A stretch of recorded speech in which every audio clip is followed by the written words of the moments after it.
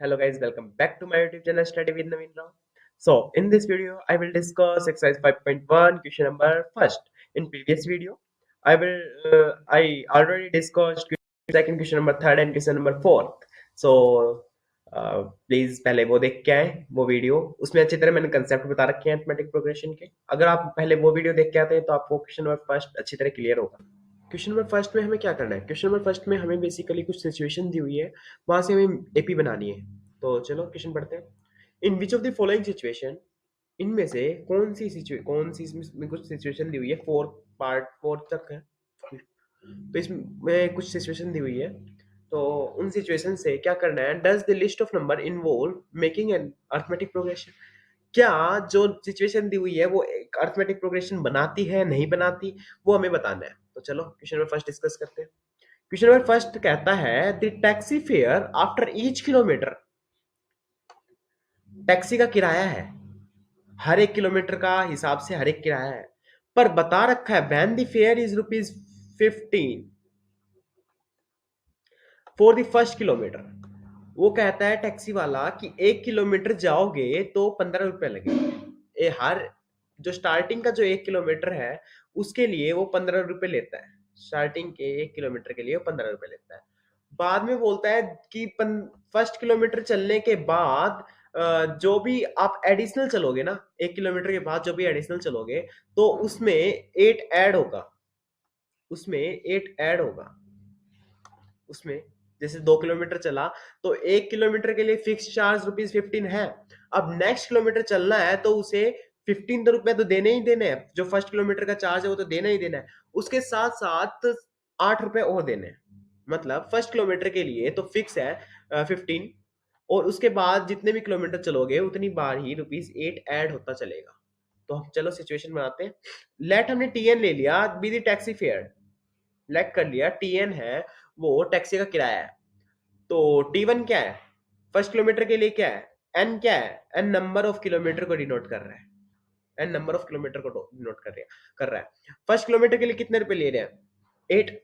अब 2 किलोमीटर चला तो कितने रुपए लेगा? बोल रहा है कि जो हमारा फर्स्ट किलोमीटर के लिए ₹15 है ना, वो तो रहेंगे ही रहेंगे, उसके साथ एडिशनल किलोमीटर वाले ₹8 और ऐड हो जाएंगे। तो हमारा 2 किलोमीटर के लिए 23 आ गया। अब 3 किलोमीटर के लिए क्या बोलेगा? 3 किलोमीटर के लिए बोलेगा कि जो हमारे ₹15 तो है ही, और साथ में ही 8 ऐड होंगे, और साथ में सेकंड किलोमीटर के 8 ऐड हुए, और थर्ड किलोमीटर के भी 8 ऐड होंगे। तो हम सेकंड किलोमीटर हमारा 23 आ गया था, उसमें 8 और ऐड करते हैं, एडिशनल किलोमीटर ऐड कर दिया तो 31 आ गया। देखो अब क्या ये सीरीज बन रही है? बन रही है ना? बन रही है। हर एक में 8 ऐड होता चल रहा है तो बन रही है। With first term 15 and common difference 8। तो कॉमन डिफरेंस आ गया 8 और फर्स्ट टर्म आ गई 15, तो एक एपी है। इजी था। So now move to second part of question number first. The amount of air present in cylinder. एक सिलेंडर है, इसके अंदर कुछ अमाउंट ऑफ एयर प्रेजेंट है, बता नहीं रखा कितना amount of air. When a vacuum pump remove 1/4 of its air remaining in the cylinder at a time। एक वैक्यूम लगा हुआ है, ये सिलेंडर पूरा बंद है, बंद कर दो इस सिलेंडर को, और यहाँ पे एक वैक्यूम लगा हुआ है। ये वैक्यूम क्या करता है? ये वैक्यूम एक बार में इस सिलेंडर में जितनी एयर है उसका 1/4 अमाउंट निकाल देता है। ये देखो सिलेंडर का 1/4 अमाउंट निकाल देता है वो। इस सिलेंडर में जो एयर है ना उसका 1/4 अमाउंट वो निकाल रहा है। सो इसमें कुछ बता नहीं रखा कि क्या लेना है, तो हम लेट अस सपोज कि हमने 64 ले लिया है। Let us suppose the volume will be 64 litre. अभी बताऊंगा कि हमने 64 ही क्यों लिया, हम कोई और भी तो नंबर ले सकते थे। ऐसा तो है नहीं कि 64 फेवरेट है कि 64 ही क्यों लिया। चलो देखते हैं आगे। इन ईच स्ट्रोक, हर एक स्ट्रोक में vacuum pump remove 1/4 of air remaining in the cylinder at a time. हर हर बार में जो वैक्यूम पंप है वो 1/4 जो एयर रिमेनिंग है ना वो निकालता है। तो देखो, तो V1 हमने ले लिया, जैसे 64 है तो वी वी जो है ना VN, ये नंबर जितनी बार आपने पहली बार हमने निकाला तो V1 ले लिया, दूसरी बार हम एयर निकालेंगे तो V2, तीसरी बार एयर निकालेंगे तो V3। ऐसे हमने सपोज कर लिया कि ऐसे ऐसे ये सीरीज चल रही है। तो V1 जब हमने पहली बार एयर निकाला, पहली बार हमने सपोज क्या किया है, इसमें कितने कितने लीटर एयर है? 64 लीटर है। अब वो कितनी 64 लीटर इसमें एयर है, तो इसने क्वेश्चन में क्या बोल रहा है, जो एयर प्रेजेंट है ना उसका 1/4 निकालता है। तो 64 का 1/4 किया, 4 से इसको काट देंगे तो क्या आएगा, 4 5 6 और 24 4 6 24। तो 64 में से 16 को माइनस करेंगे तो 48 आएगा। हो गया। अब अब हमारे पास कितनी एयर बची, हमने पहली बार निकाल लिया तो कितनी एयर बची 48। हमारे पास 48 लीटर एयर है। अब 40 दूसरी बार जब निकालेगा तो 48 का 1/4 निकालेगा। तो 48 का 1/4 करें, 48 तो है ही है। अब उसमें उसका 1/4 निकालेगा तो 48 को 1/4 करेंगे तो यहाँ पे क्या आएगा, 4 1 4 और 4 2 8, 12 आ गया, 12 आ गया। और 48 में से 12 जाएगा तो क्या आएगा 36।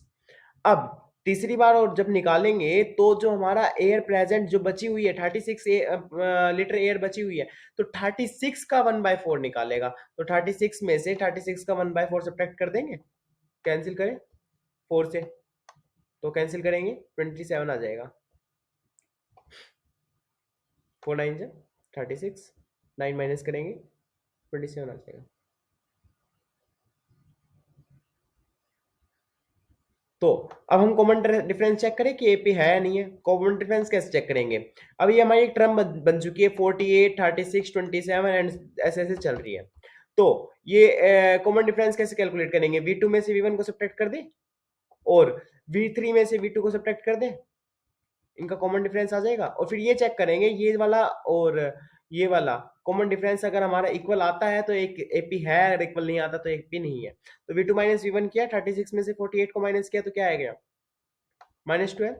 अब V3 माइनस V2 किया, 27 में से 36 को माइनस करें तो क्या आएगा -9। तो ये तो इक्वल है नहीं ना, तो एक एपी नहीं है। तो therefore this situation is not an AP. आप इसको इसी तरह अटेम्प्ट भी कर सकते हो, कोई मार्क्स डिडक्ट नहीं होंगे। 64, अब मैं बता रहा था मैंने 64 ही एज्यूम क्यों किया। अगर मैं यहाँ पे 80 एज्यूम कर लेता, मान लो अगर मैं यहाँ पे 80 एज्यूम कर लेता, तो अगर तब हम इसका 1/4 करते तो स्टार्टिंग वाला तो सही आता, पर जब हम दूसरी तीसरी बार करते ना तो पॉइंट में आना स्टार्ट हो जाता। फिर वही बात है कि कैलकुलेशन करने में थोड़ा सा टाइम भी कंज्यूम होगा और गलती होने के भी चांसेस है, गलती होने के भी चांसेस रहते हैं। तो आप ध्यान रख लो 64। अब 64 ही क्यों लिया, 4 की क्यूब है 64, 4 की क्यूब है, 4 की क्यूब है। तो मैंने इसको 3 बार माइनस किया है, तो मुझे पता है कि 4 की क्यूब है तो माइनस तो आएगा ही नहीं, इसलिए मैंने 64 लिया है। सो चलो हम नेक्स्ट क्वेश्चन में मूव करते हैं। तो फर्स्ट क्वेश्चन का थर्ड पार्ट पे चले। फर्स्ट क्वेश्चन का थर्ड पार्ट क्या कहता है, the cost of digging A well, एक कुआं खोदना है अब इसमें, ठीक है। तो इसको थोड़ा प्रैक्टिकल से करके देखें।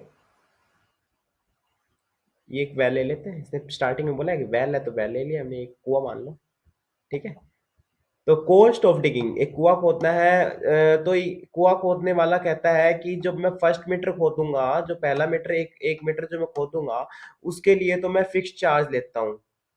फिर आपकी मर्जी है आपको एडिशनल कितने मीटर को खुदवाना है। जो फर्स्ट मीटर है उसके लिए तो बोल रहा है कि मैं 150 रुपये लूंगा ही लूंगा, पहला मीटर के लिए मेरा फिक्स चार्ज है 150 रुपये। और अगर आपने 2 मीटर खुदवाते हो तो 1 मीटर का 150 रुपये तो लूंगा ही लूंगा, साथ में आप जितने भी मीटर एक्स्ट्रा खुदवाते हो तो उनका 50 रुपये एक्स्ट्रा लूंगा। तो पहले मीटर के 150 है, और अगर 1 मीटर मैंने खोद चुका है और दो अगर 1 मीटर और खोदना है तो 50 रुपये लगेंगे उसके। अब 2 मीटर में खोद चुका हूँ और 1 मीटर और खोदना है, 2 मीटर में खोद चुका हूँ, वो बोलता है कि मैं 2 मीटर को अगर मैं खोद चुका हूँ तो 1 मीटर और खोदना है तो और 50 रुपये लगेंगे। तो इस हिसाब से ऐसे लेते जाएगा, ठीक है। तो चलो मूव करते हैं। Cost of digging well for first metre, first metre के लिए कितने रुपए ले, 150। सेकंड मीटर के लिए क्या बोलता है कि फर्स्ट मीटर वाला चार्ज तो लूंगा ही लूंगा, 150 रुपये तो लेगा ही लेगा, साथ में जो सेकंड मीटर का जो चार्ज है 50 रुपये एक्स्ट्रा वो भी लेगा, तो हमने उसको ऐड कर दिया, 200 आ गया। थर्ड मीटर के लिए बोलता है कि 2 मीटर तक के रुपए तो लेगा ही लेगा, साथ में जो 50 मीटर एडिशनल है हर एक मीटर का जो ऐड करता जा रहा है वो भी लेगा, 50 ऐड कर दिया 250 हो गया। अब 3 मीटर के लिए बोलता है कि सॉरी 4 मीटर के लिए बोलता है कि जो ऊपर के 3 मीटर है उनका चार्ज तो लेगा ही लेगा, साथ में 50 50 रुपए एक्स्ट्रा लेगा। ₹50 हर किलोमीटर का एक्स्ट्रा लेगा। फर्स्ट किलोमीटर के लिए 150 उसने बता दिया है, और बाद में जो भी किलोमीटर ऐड होंगे उसमें 50 रुपीज एक्स्ट्रा ले रहा है। तो हमने 4 मीटर के लिए कर दिया। अब चेक करते हैं ये एक सीरीज है या नहीं है। ठीक है, वैसे ही दिख रहा है कि एक सीरीज है। तो देखो, क्योंकि पहला हमने ए लिया 50, फिर उसके बाद 150, फिर उसके बाद हम सब में 50-50 ऐड करते जा रहे हैं। तो ये एक अर्थमेटिक सीरीज है विद कॉमन डिफरेंस 50। ओके, तो चलो नेक्स्ट क्वेश्चन में मूव करते हैं। नेक्स्ट क्वेश्चन है हमारा फोर्थ पार्ट।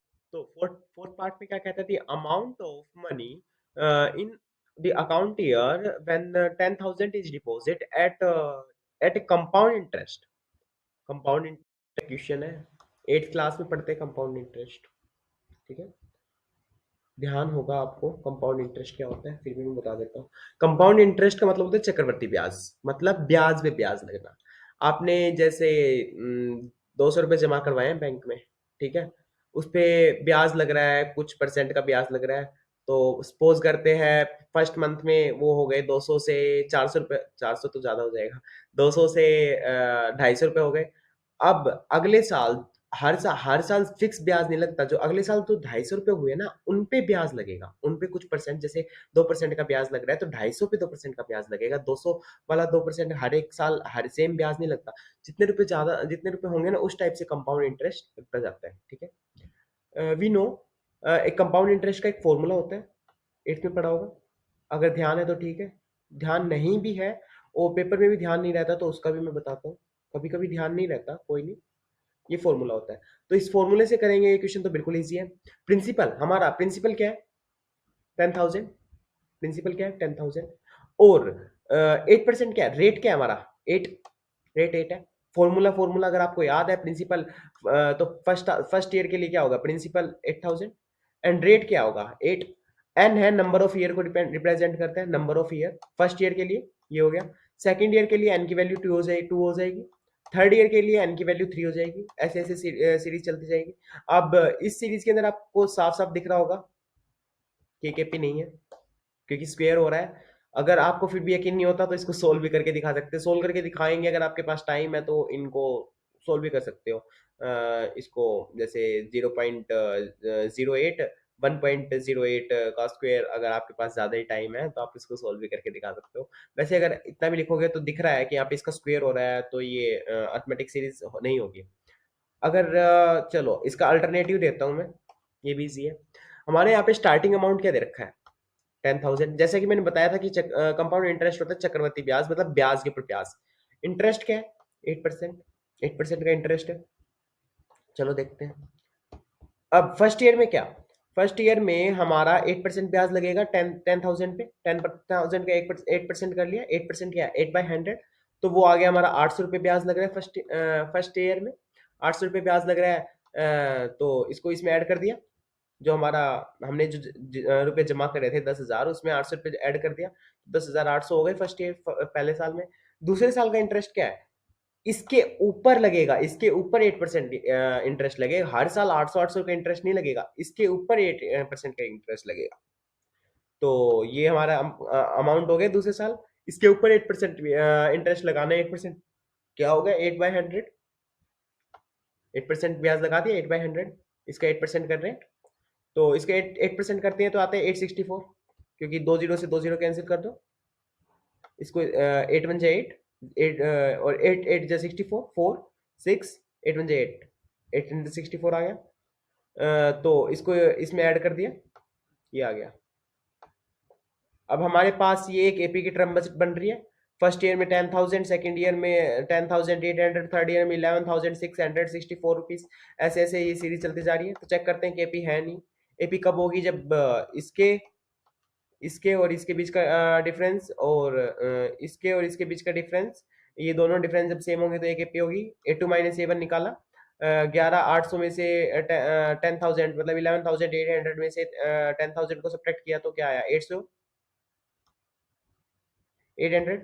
अब 11,664 में से 10,800 को सब्ट्रैक्ट किया तो क्या आया, सब्ट्रैक्ट किया तो क्या आया, 864। तो ये दोनों डिफरेंस सेम नहीं आ रहे, तो अब हमें दिख रहा है as A2 - A1 not is equal to A3 - A2, therefore this situation is not an AP, तो एक एपी नहीं है। So thanks for watching this video, and I hope question number first of this exercise will be clear for every one of you. So thank you, bye bye. मिलते हैं next video पे। Channel को subscribe कीजिएगा, video को like कीजिएगा, अगर आपको समझ आई है तो अपने फ्रेंड्स में भी शेयर कीजिएगा। Thank you.